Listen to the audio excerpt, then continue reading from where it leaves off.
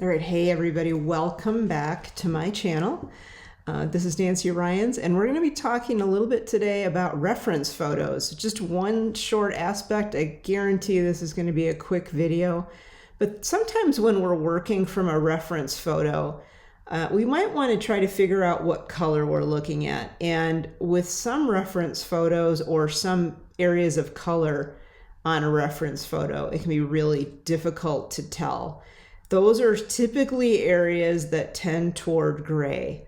And sometimes it's really challenging to figure out, is that a warm gray or a cool gray? How much blue is in it? How much brown is in it? Where does it fall on the spectrum?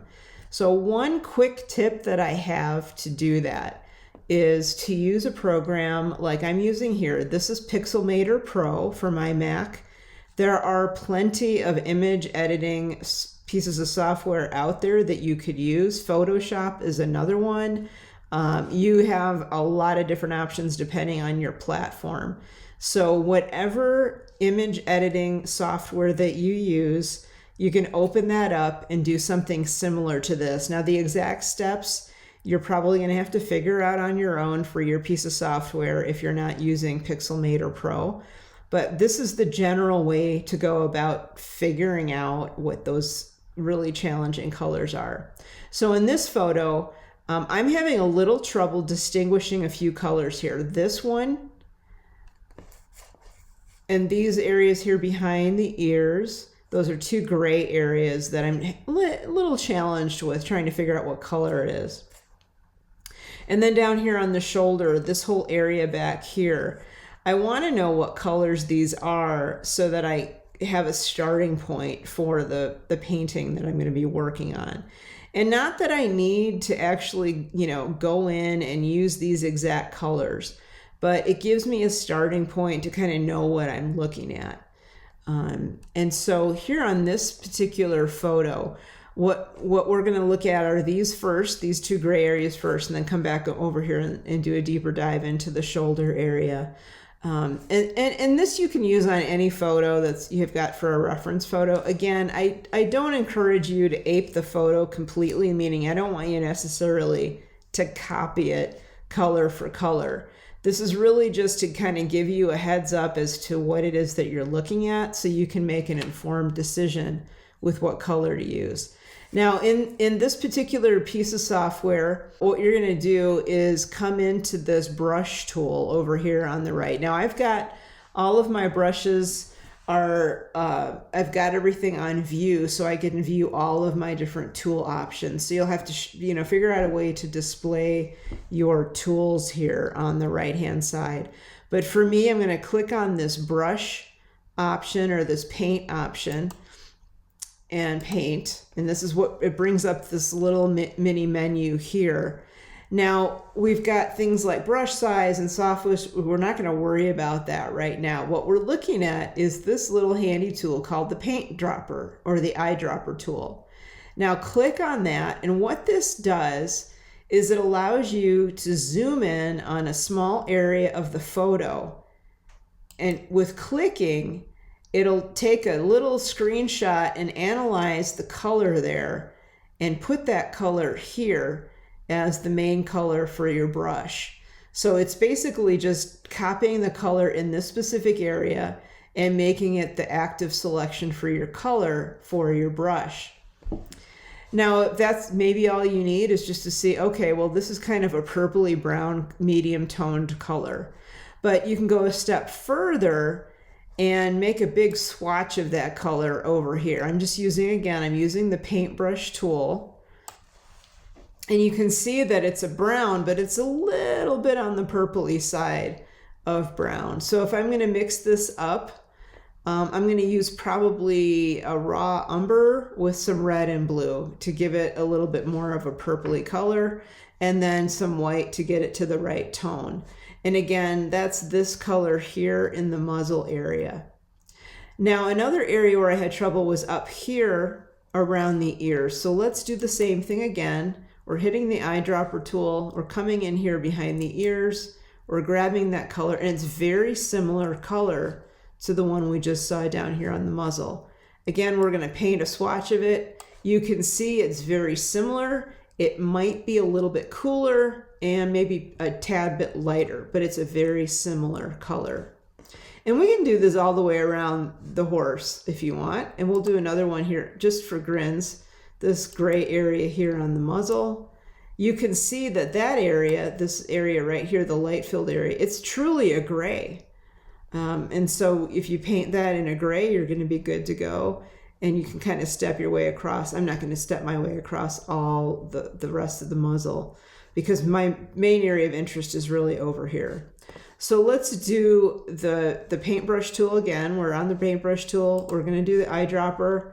We're going to come in here and do this really dark area first. We're going to grab that color, and you can see it's a darker version of this. So again, let's paint a swatch of it on.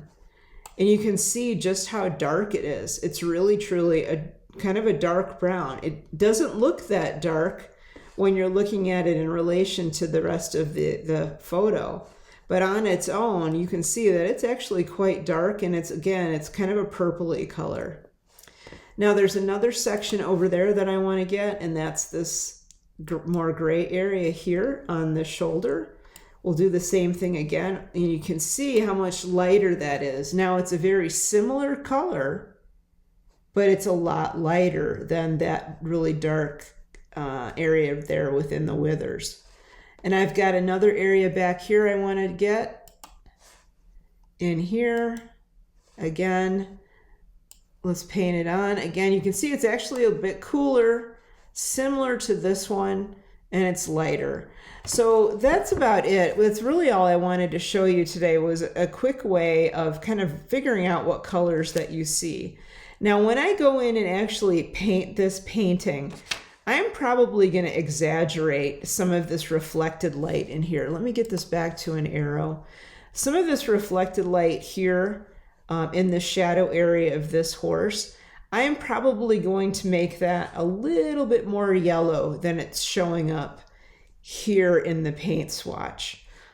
That's all that's going to do, is it's going to show that light is really bouncing around between these two horses. And so that I'm going to emphasize or even overemphasize these reflected colors in here instead of making them as cool as we see. You know, sometimes if we painted exactly the colors that it's showing up, it really doesn't quite look right in the finished painting.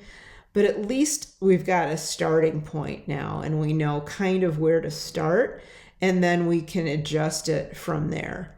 Now, before we go, I want to show you some of these other shadow areas just to give you an idea of the difference in shadow colors in this particular photo. So again, we're going to look at the paintbrush tool, and we're going to click on the eyedropper, and I'm going to come in here and grab one of these colors here in the shadow of this horse's neck, and I'm going to paint a swatch in here.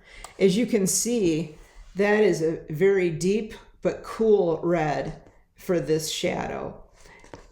If we look in this reflected area here, the very bottom of his jawline, and we come back in and paint that, it's almost the same. It's maybe a little bit more orange.